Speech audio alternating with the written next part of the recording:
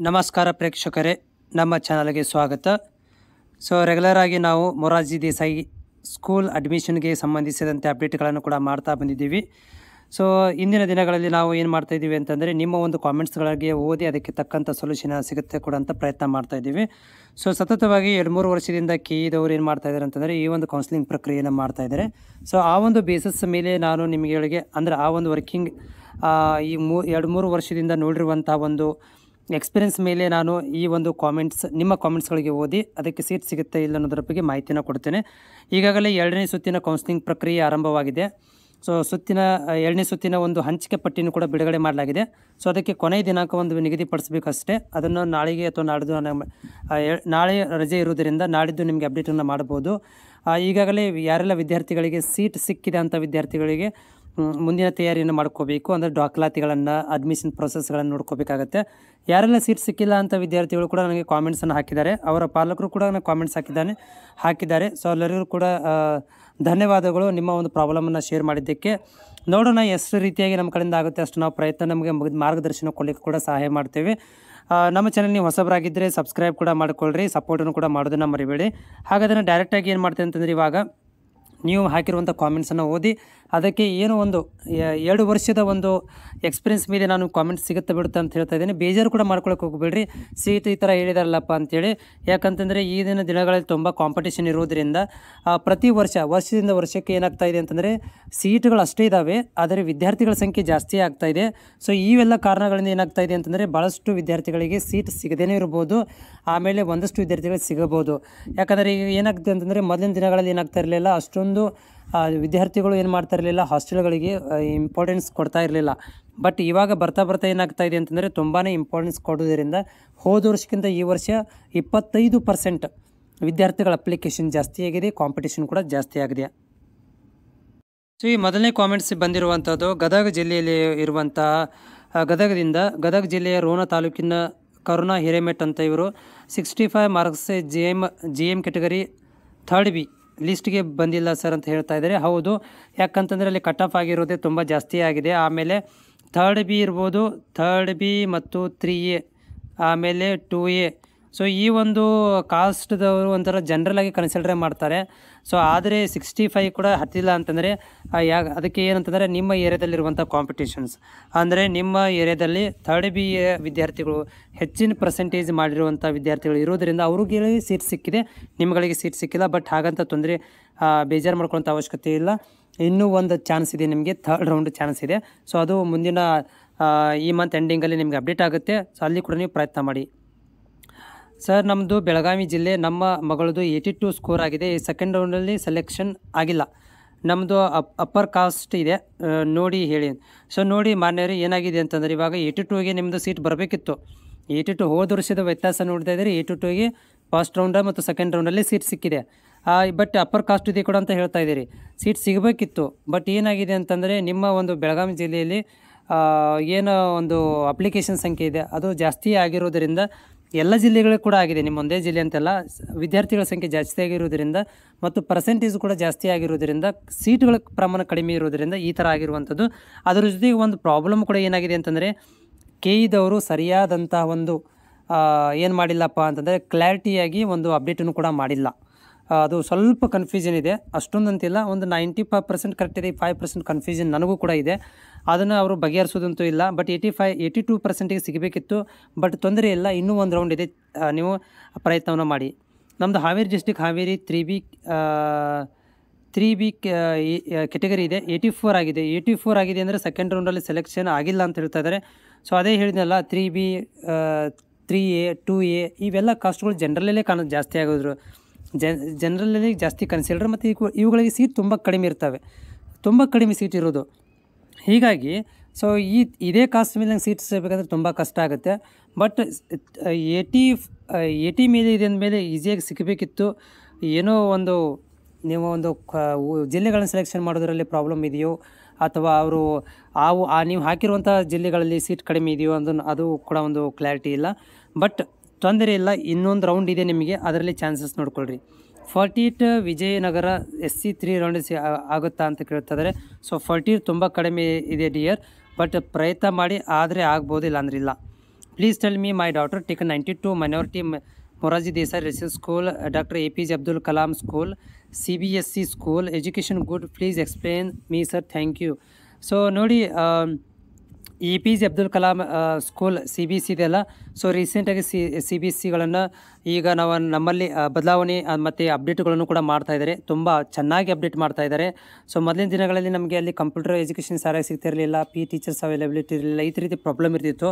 But ಈಗಿನ ದಿನಗಳಲ್ಲಿ ಏನಾಗಿದೆ ಅಂದರೆ CBSEಗಳಲ್ಲಿ ಎಜುಕೇಟೆಡ್ ಕ್ವಾಲಿಫೈಡ್ ಟೀಚರ್ಗಳನ್ನು ರಿಕ್ರೂಟ್ಮೆಂಟ್ ಮಾಡ್ಕೊತಾ ಇದ್ದಾರೆ. ಸೊ ಎಜುಕೇಷನ್ ಕೂಡ ಚೆನ್ನಾಗಿದೆ. ನೀವು ಅಡ್ಮಿಷನ್ ಮಾಡಿಸೋದ್ರಿಂದ ಯಾವುದೇ ಥರದ ತೊಂದರೆ ಇಲ್ಲ.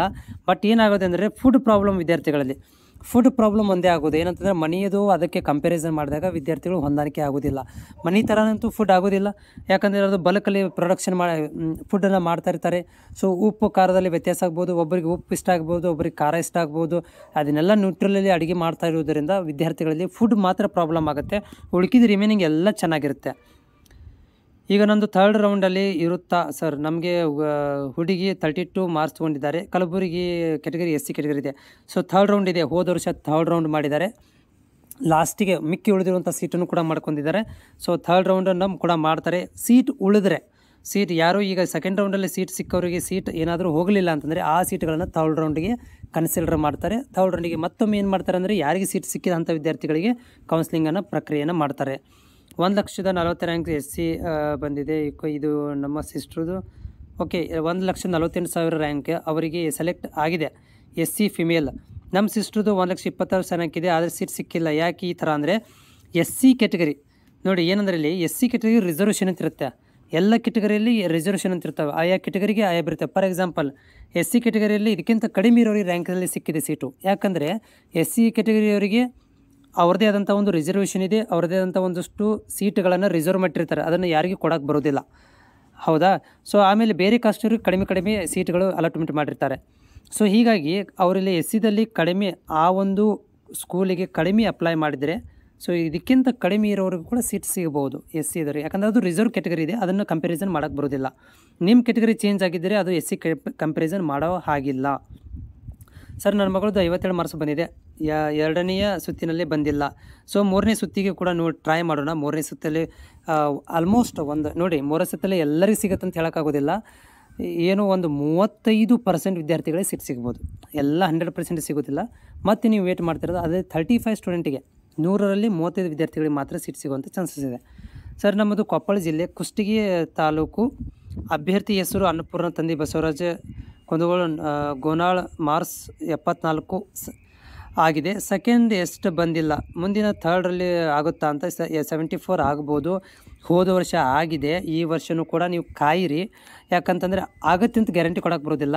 ಆ್ಯಕ್ಚುಲಿ ಸೆಕೆಂಡ್ ರೌಂಡಲ್ಲಿ ಇದು 74ಗೆ ಆಗಿಬಿಡಬೇಕಿತ್ತು. ಬಟ್ ಕಾಂಪಿಟೇಷನ್ ಜಾಸ್ತಿ ಇದೆ ಅಂತ ತಿಳ್ಕೊಳ್ರಿ. ಕಾಂಪಿಟೇಷನ್ ಜಾಸ್ತಿ ಆಗ್ತಾಯಿದೆ ಈಗಿನ ದಿನಗಳಲ್ಲಿ. ಸೊ ಹೀಗಾಗಿ ಒಳ್ಳೆ ಪರ್ಸೆಂಟೇಜ್ ಇದ್ದರೂ ಕೂಡ ಈಗ ಹತ್ತಾ ಇಲ್ಲ. ಅದಕ್ಕೆ ಕಾರಣ ಕಾಂಪಿಟೇಷನ್ ಜಾಸ್ತಿ ಆಗಿದೆ. 45 ನನ್ನ ಮಗಳು ಚಿತ್ರದುರ್ಗ. ಸೊ ಓಕೆ, ಇವ್ರಿಗೆ ಸಿಕ್ಕಿಲ್ಲ ಅನಿಸುತ್ತೆ. ಸರ್, ಹಾವೇರಿ ನನ್ನ ಮಗಂದು 57 ಆಗಿದೆ. SC ಲಿಸ್ಟ್ ಸೆಕೆಂಡ್ ಲಿಸ್ಟಲ್ಲಿ ಬಂದಿಲ್ಲ. ಸೆಕೆಂಡ್ ಲಿಸ್ಟಲ್ಲಿ ಬಂದಿಲ್ಲ ಅಂದರೆ SC ಕೆಟಗರಿಗೆ ಥರ್ಡ್ ಲಿಸ್ಟಲ್ಲಿ ಕೂಡ ನೋಡ್ಕೊಳ್ರಿ. ಅದು ಕೂಡ ಒಂದು ಮಾತು ಹೇಳ್ತಾ ಇದ್ದೀನಿ, ತುಂಬ ಕಾಂಪಿಟೇಷನ್ ಇದೆ ಈ ವರ್ಷ. ಹೋದ ವರ್ಷ ಕಂಪೇರ್ ಮಾಡಿದರೆ ಈ ವರ್ಷ ತುಂಬ ಕಾಂಪಿಟೇಷನ್ ಆಗಿದೆ. ಸೊ ಹೀಗಾಗಿ ಏನಾಗುತ್ತೆ ಅಂತ ಹೇಳೋಕ್ಕಾಗೋದಿಲ್ಲ. ಸಿಗದೇ ಇರ್ಬೋದು ಥರ್ಡ್ ರೌಂಡಲ್ಲಿ ಕೂಡ. ಸೊ ಯಾವುದಕ್ಕೂ ಕೂಡ ನೀವು ಮುನ್ನೆಚ್ಚರಿಕೆಯಿಂದಿರಿ. ಕಾಂಪಿಟೇಷನ್ ಜಾಸ್ತಿ ಆಗಿದೆ. ಸರ್, ನನಗೆ ಸೆಕೆಂಡ್ ರೌಂಡಲ್ಲಿ ಲಿಸ್ಟಲ್ಲಿ ಸಿಕ್ಕಿಲ್ಲ, ಏನು ಮಾಡಬೇಕು? ಥರ್ಡ್ ರೌಂಡ್ ಒಂದು ಆಪ್ಷನ್ ಇದೆ. ಸೊ ಥರ್ಡ್ ರೌಂಡಿಗೆ ಕೂಡ ನೀವು ಕಾಯಿರಿ, ಸಿಗ್ಬೋದು. ಸಿಗಲಿಲ್ಲ ಅಂತಂದರೆ ಮುಂದಿನ ಆಪ್ಷನ್ ನೀವು ಹುಡ್ಕೋಬೇಕಾಗತ್ತೆ. ನಮ್ಮ ಹುಡುಗಂದು 77 ಮಾರ್ಕ್ಸ್ ಬಂದಿದೆ. 2A ಕಾಸ್ಟು ಬೆಳಗಾಂ ಡಿಸ್ಟಿಕಲ್ಲಿ. ಸೊ ಮೇ ಬಿ ಇವ್ರಿಗೂ ಕೂಡ ಸಿಕ್ಕಿಲ್ಲ ಅನಿಸುತ್ತೆ ಬೆಳಗಾಂ ಜಿಲ್ಲೆಯಲ್ಲಿ. ಸೊ ನೀವು ಕೂಡ ಪ್ರಯತ್ನ ಮಾಡಬೇಕಾಗತ್ತೆ. ಅಥವಾ ಸೊ ಮುಂದಿನ ಒಂದು ತಯಾರಿ ಅಂದರೆ ಮುಂದೆ ನಿಮ್ಗೆ ಯಾವುದೋ ಇನ್ಫ್ಲೂಯೆನ್ಸನ್ನು ಅಥವಾ ಏನೋ ಒಂದು ಬೇರೆ ಪೊಲಿಟಿಕಲ್ಸ್ ಕೋಟಾ ಮೇಲೆ ಏನಾದರೂ ಇದ್ದರೆ ನೀವು ಪ್ರಯತ್ನ ಮಾಡ್ಬೋದು. ಅಥವಾ ಸೋಷಿಯಲ್ ವೆಲ್ಫೇರ್ ಮುಖಾಂತರ ಏನಾದರೂ ಕೋಟಾ ಇದ್ದರೆ ಪ್ರಯತ್ನ ಕೂಡ ಮಾಡ್ಕೊಳ್ರಿ. ಸರ್, SC ಮಗಳು 38 ಮೊರಾರ್ಜಿ ಆಗ್ತಾ ಸರ್? ನೋಡಿರಿ, ಇವಾಗಲೇ ಆಲ್ರೆಡಿ 77 ಆದವ್ರಿಗೆ SC ವಿದ್ಯಾರ್ಥಿ ಒಂದು ಕಾಮೆಂಟನ್ನು ಹಾಕಿದ್ರು. ಅವ್ರುಗಳಿಗೆ ನಿಮಗಿಂತ ಜಾಸ್ತಿ ಪರ್ಸೆಂಟೇಜ್ ಇದ್ದರೂ ಆಗಿಲ್ಲ. ಸೊ ಇದು ಆಗುತ್ತೆ ಅನ್ನೋದು ಗ್ಯಾರಂಟಿ ಕೂಡ ಇಲ್ಲ ರೀ. ಸರ್, ಮುಜಾದ್ ದೇಸಾಯಿ ಶಾಲೆಗೆ ಸರ್ 60 ಅಂಕ ಪಡೆದಿದ್ದಾಳೆ. 2A ಕಾಸ್ಟು ಚಿಕ್ಕೋಡಿ ಪ್ರವೇಶ ಆಗುತ್ತಾ ಅಂತ. ಸೊ ನೋಡಿ, ಇವಾಗ ನೀವು ಬಿಟ್ಟಿರುವಂಥ ಲಿಸ್ಟಲ್ಲಿ ನೋಡ್ಕೊಳ್ರಿ. ಅಲ್ಲಿದ್ದರೆ ನಿಮ್ದು ಆಗುತ್ತೆ. ಇನ್ ಕೇಸ್ ಆಫ್ ಅದರ ಲಿಸ್ಟಲ್ಲಿ ಇಲ್ಲ ಅಂತಂದರೆ ನೀವು ಥರ್ಡ್ ರೌಂಡ್ಗೆ ಕಾಯಬೇಕು. ನೋಡಿ, ನೆನಪಿಟ್ಟುಕೊಳ್ರಿ. 3B 2A ಇವು ಕೆಟಗರಿಗಳಲ್ಲಿ ಜಾಸ್ತಿ ವಿದ್ಯಾರ್ಥಿಗಳು ಕಾಂಪಿಟೇಷನ್ ಜಾಸ್ತಿ ಇದೆ. ಬೇರೆ ಕಾಸ್ಟಿಗೆ ಕಾಂಪಿಟೇಷನ್ ಇಲ್ಲ. ಮುಸ್ಲಿಂ ಮೈನಾರಿಟಿಗೆ ಕಾಂಪಿಟೇಷನ್ ಜಾಸ್ತಿ ಇಲ್ಲ, 3B ಕಾಂಪಿಟೇಷನ್ ಜಾಸ್ತಿ ಇಲ್ಲ, ಯಾರು ಜಾಸ್ತಿ ಟ್ರೈ ಮಾಡೋದಿಲ್ಲ. ಆದರೆ 3A ಮತ್ತು 2A ಮತ್ತು 3B ವಿದ್ಯಾರ್ಥಿಗಳು ತುಂಬಾ ಹೆಚ್ಚಾಗಿಬಿಟ್ಟಿದ್ದಾರೆ. ಅವರಲ್ಲಿ ತುಂಬ ಕಾಂಪಿಟೇಷನ್ ಇದೆ, ಹೈ ಪರ್ಸೆಂಟೇಜ್ ಕಾಂಪಿಟೇಷನ್ ಇದೆ. ಸೊ ಹೀಗಾಗಿ ಇದು ಏನು ಈ ವರ್ಷ ಆಗಿರುವಂಥ ಗದ್ದಲ ಏನಂತಂದರೆ 3A 2A ವಿದ್ಯಾರ್ಥಿಗಳು 3B ವಿದ್ಯಾರ್ಥಿಗಳು ತುಂಬಾ ಈ ಸಲ ಕಾಂಪಿಟೇಷನಲ್ಲಿ ಇಳಿದಿದ್ದಾರೆ. ಸೊ ಮುಂದೆ 3rd ರೌಂಡಿಗೆ ಕೂಡ ನಿಮ್ಮಲ್ಲಿ ಚಾನ್ಸ್ ಇದೆ, ಪ್ರಯತ್ನ ಬಿಡಕ್ಕೆ ಹೋಗಬೇಡ್ರಿ.